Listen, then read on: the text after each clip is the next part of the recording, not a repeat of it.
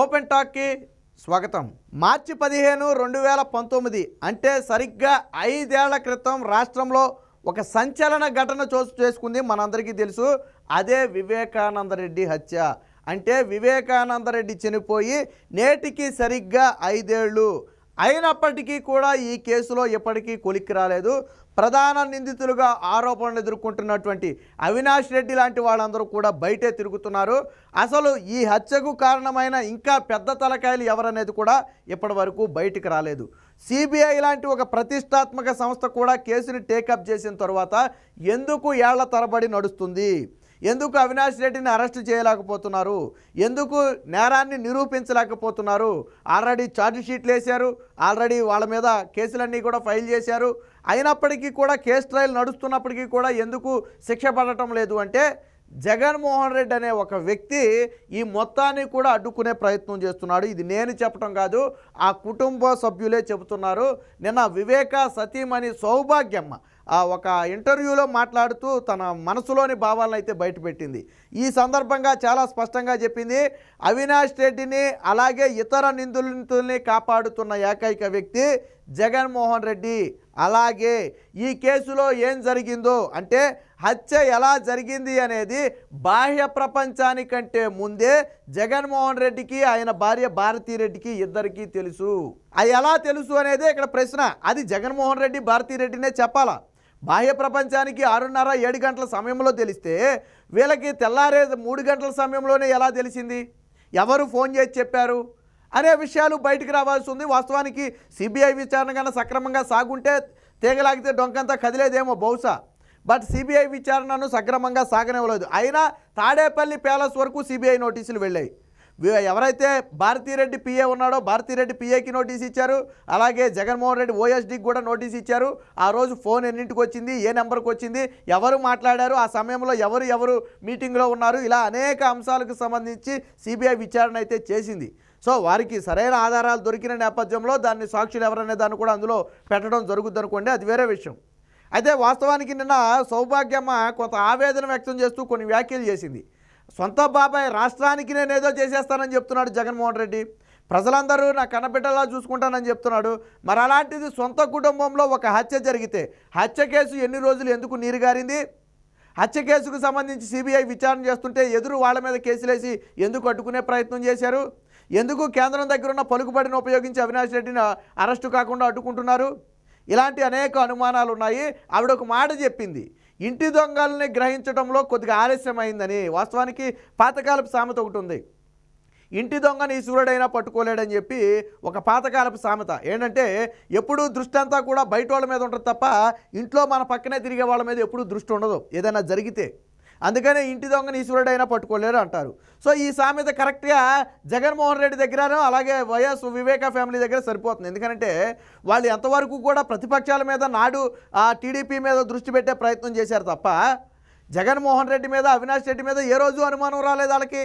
But రోజులు గడిచే కొద్దీ వివేక హత్య కేసులో పోరాటం చేయాలని చెప్పి వీళ్ళు అడుగుతున్న కొద్దీ చివరికి సునీత మీద ఆయన భర్త మీద కూడా నిందను మోపే ప్రయత్నం చేస్తే అప్పుడు విషయం వెలుగులోకి వచ్చింది. ఓహో, దీని వెనక ఉంది జగన్మోహన్ రెడ్డి భారతీరెడ్డి, అందుకనే కేసును నీరుగార్చే ప్రయత్నం చేస్తున్నారు.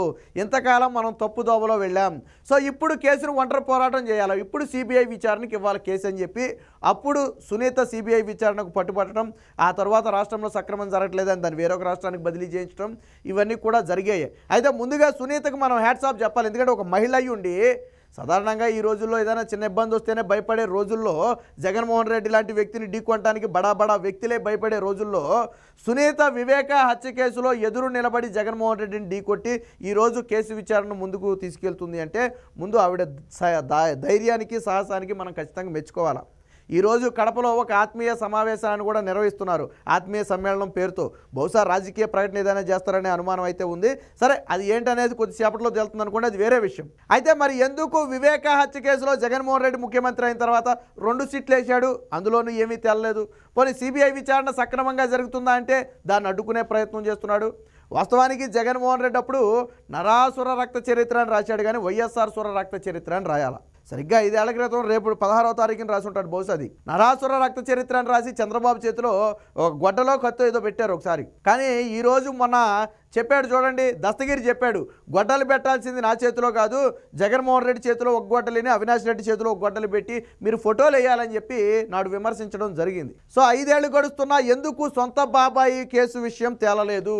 ఎవరు కేసును అడ్డుకుంటున్నారు? పోనీ జగన్మోహన్ రెడ్డి పాత్ర లేకపోతే, ప్రత్యక్షంగా కానీ పరోక్షంగా కానీ జగన్మోహన్ రెడ్డికి సంబంధం లేకపోతే అవినాష్ రెడ్డి మీద ఆరోపణలు వచ్చినప్పుడు ఎందుకు పార్టీ నుంచి బహిష్కరించి కేసు విచారణ సక్రమంగా జరగడానికి ఎందుకు సహకరించడం లేదు అంటే, అవినాష్ రెడ్డి కంటే పెద్ద పై తలకాయలు ఎవరో ఉన్నాయి, ఆ తలకాయలు ఎవరనేది బయటికి రావాలా. సో దీనికి సంబంధించి సౌభాగ్యం అయితే మాట్లాడింది, ఒకసారి చూద్దాం ఏం మాట్లాడిందో. సో ఒకసారి వినండి, ఆవిడ భార్య మాట్లాడుతుంది. ఎమ్మెల్సీగా ఓడించి లేకుంటే ఇంకా ఎన్నో ఇబ్బందులు పెట్టి ఆయన పక్కకు తోసేయాలనేమో అనుకున్నట్టున్నారు. మేము గ్రహించలేకపోయినాం. వాళ్ళ దృష్టిలో మా విషయంలో ఏముందో మేము గ్రహించలేకపోయినాం. దాని తర్వాత మాకు తెలియదు ఎవరెవరి మనుషులలో ఏముందో. అసలు చాలా బాధ వస్తుంది. మా ఇంట్లోనే మా శత్రువులు ఉన్నారనుకుంటే అది చాలా ఘోరమైన పని. విన్నారు కదా, ఆ రోజు వివేకానంద రెడ్డిని ఎమ్మెల్సీగా ఓడించింది కూడా వీళ్ళే.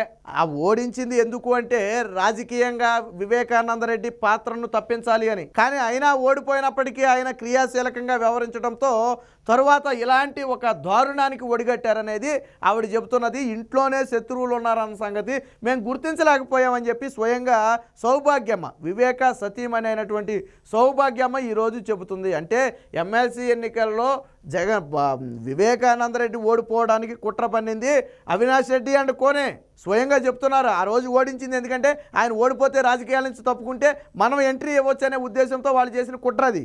సో ఇది దీనికి సంబంధించిన వార్త. మరొకటి కూడా ఉంది, ఒకసారి చూద్దాం. ఇంటి శత్రువును ఆలస్యంగా గుర్తించాం, నా భర్త హంతకుల్ని జగన్మోహన్ రెడ్డి కాపాడుతున్నాడు. సో ఇది మాత్రం క్లిస్టర్ క్లియర్. ఈ వివేక హత్య కేసులో హంతకులుగా ఉన్నటువంటి వారిని కాపాడుతున్న ఏకైక వ్యక్తి జగన్మోహన్ రెడ్డి. అందులో ఎటువంటి అనుమానం లేదు. అయితే ఆయన పాత్ర ఉందా లేదా అనేది సిబిఐ విచారణలో తేలాల. వివేక హత్య గురించి జగన్కు ముందే తెలిసినా సాయంత్రం వరకు ఎందుకు రాలేదు? ఇక్కడ చూడండి ట్విస్ట్ ఎలా ఉంటాయంటే, వివేక చనిపోయాడని తెలిసిన వెంటనే కుటుంబం అంతా పరుగున అక్కడికి వెళ్ళిపోవడం మొదలుపెట్టారు హైదరాబాద్ నుంచి. కానీ వివేక చనిపోయాడని తెలిసిన జగన్మోహన్ రెడ్డి మాత్రం ఆ రోజు సాయంత్రం వరకు రాలేదు. అంటే ఈ మధ్యలో ఏం చేయాలి అనే దాని మీద సుదీర్ఘంగా ఆలోచనలు చేశారు. దాన్ని గుండెపోటుగా చెప్పాలా, గొడ్డలపోటుగా చెప్పాలా, ఒకవేళ గుండెపోటు అయితే ఎలా కవర్ చేయాలి, గొడ్డలపోటు అయితే ఎవరి మీదకి నెట్టాలి, ఇలా అనేక మంతనాలు అయితే జరుపుకుంటారు. అందుకనే ఆ రోజు సాయంత్రం వరకు కూడా వెళ్ళలేదు. న్యాయం కోసం వెళితే నా కుమార్తె అల్లుడిపైనే నేరం మోపాలనుకున్నారు. జగన్ సహకరించరని తెలిసాకే నా కుమార్తె సునీత ఒంటరి పోరాటం చేస్తుంది. జగన్కు ఓటేయొద్దని నేను కూడా పిలుపునిస్తున్నా. ఈనాడు ఈటీవీ ముఖాముఖిలో వైఎస్ వివేక సతీమణి. వచ్చే ఎన్నికల్లో జగన్కు ఓటేయొద్దన్న నా కుమార్తె సునీత పిలుపుతో నేను ఏకీభవిస్తున్నా. ఓటేయొద్దనే రాష్ట్ర ప్రజలకు నేను పిలుపునిస్తున్నా. ఆంధ్రప్రదేశ్లో అరాచక పాలన సాగుతుందని చెప్పారు.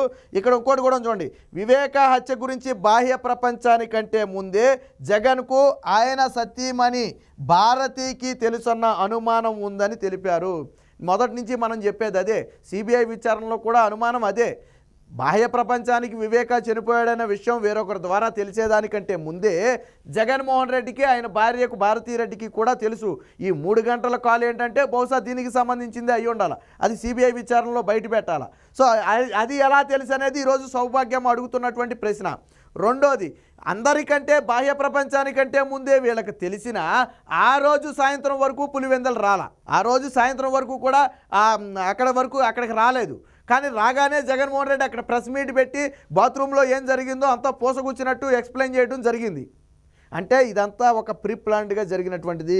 జరిగిన ఘటన నుంచి తప్పించుకోవడం కోసం ఏం చేయాలనే దాని మీద సమాలోచనలు చేసిన తరువాత జగన్మోహన్ రెడ్డి పులివెందులు వచ్చాడనేది ఇప్పుడు ప్రధానంగా ఉన్నటువంటి అనుమానం. దీనికి సంబంధించిన మరొక వార్త కూడా ఉంది, ఒకసారి చూద్దాం. వాళ్ళ దగ్గర అధికారం ఉంది కాబట్టే ఎంపీ అవినాష్ రెడ్డి తప్పించుకు తిరుగుతున్నాడు, న్యాయం జరగకుండా తొక్కు పెడుతున్నారని ఆవేదన వ్యక్తం చేసింది.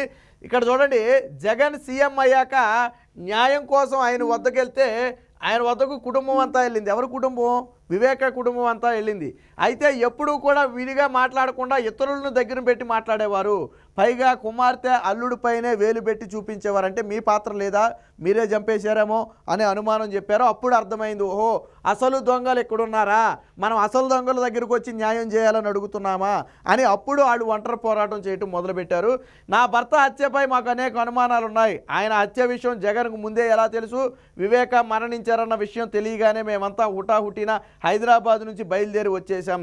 మరి జగన్ సాయంత్రం వరకు పులివెందులకు ఎందుకు రాలేదు, ఇలాంటి ప్రవర్తనే మాకు ఇప్పుడు అనుమానాలకు తావిస్తుందని చెప్పారు. సో ఆడపిల్లను కూడా చూడకుండా నా కూతురుని ముప్పతిప్పలు పెట్టారు, అలాగే నా బిడ్డ పైన నా అల్లుడి పైన నింద మోపాలని ప్రయత్నం చేశారని చెప్పి చెప్పడం జరిగింది.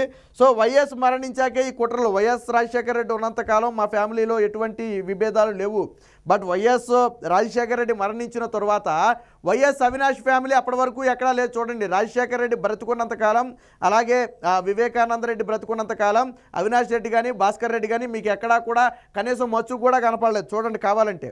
రాజశేఖర రెడ్డి చనిపోయిన తర్వాత అవినాష్ రెడ్డి ఫ్యామిలీ ఎంట్రీ ఇవ్వాలని ప్రయత్నం చేసినా దాన్ని వివేకానంద రెడ్డి గట్టిగా అడ్డుకున్నాడు. సో వివేకానంద రెడ్డి చనిపోయిన తరువాత వాళ్ళు ఎంట్రీ ఇచ్చారు. అంటే వాళ్ళు ఎంట్రీ ఇవ్వటం కోసమే వివేకానంద రెడ్డిని అడ్డు తొలగించారు అనేది ఇప్పుడు ప్రధానంగా ఉన్నటువంటి ఒక అనుమానం.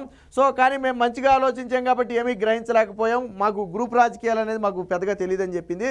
మా ఇంట్లోనే హత్యలు జరిగే పరిస్థితి వస్తుందని మేము కల్లో కూడా ఊహించలేదని చెప్పింది. సో మాకే ఇలాంటి పరిస్థితి ఎదురైతే సామాన్యుల పరిస్థితి ఏంటి, ఏం మాట్లాడితే ఏం జరుగుతుందోనన్న భయం ఆందోళనతో ప్రజలు బ్రతుకుతున్నారు. సమావేశం పెట్టుకోవడానికి మాకే పులివెందుల్లో కళ్యాణ మండపం ఇవ్వకుండా అడ్డుపడ్డారు, దాంతో మేము కడపకు మార్చుకోవాల్సి వచ్చింది. మా పరిస్థితి ఇలా ఉంటే సామాన్యుల పరిస్థితి ఏంటి? సో వాస్తవానికి ఈరోజు జరుగుతున్నటువంటి ఆత్మీయ సమ్మేళనం సమావేశానికి పులివెందుల్లో మొదట ఒక కళ్యాణ మండపాన్ని మాట్లాడుకుంటే జగన్మోహన్ రెడ్డి భయపెట్టి బెదిరించి దాన్ని ఇవ్వకుండా అడ్డుకుంటే తిరిగి కడపలో ఇంకొక మండపాన్ని తీసుకుని ఈరోజు సభ అయితే నిర్వహించడం జరుగుతుంది సమావేశం.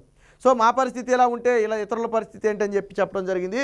ఇక రాజకీయ ప్రవేశాన్ని కాలమే నిర్ణయిస్తుంది. ప్రస్తుతానికైతే నేనేమి చెప్పలేదు, బట్ రావాలని మేమేమి కోరుకోలేదని చెప్పి అయితే చెప్పడం జరిగింది. మొత్తంగా 5 ఏళ్ల క్రితం జరిగినటువంటి వివేక హత్య కేసు నేటికి కూడా ఒక కొలిక్కి రాకపోవటానికి, హంతకులు దర్జాగా బయటే తిరగటానికి జగన్మోహన్ రెడ్డే కారణం. ఆయనే హంతకుల్ని కాపాడుతున్నారు అనేది వివేక ఫ్యామిలీ బలంగా నమ్ముతున్నది. అందుకనే రాష్ట్రంలో కేసు విచారణ జరిగితే అడ్డుకుంటున్నాడనే ఉద్దేశంతోనే కేసును పక్క రాష్ట్రానికి కూడా బదిలీ చేయడం జరిగింది. మరి జగన్మోహన్ రెడ్డి రాష్ట్రం మొత్తానికి న్యాయం చేస్తానని చెప్పే జగన్మోహన్ రెడ్డి సొంత కుటుంబంలో బాబాయి హత్య జరిగితే ఎందుకు న్యాయం చేయలేదు?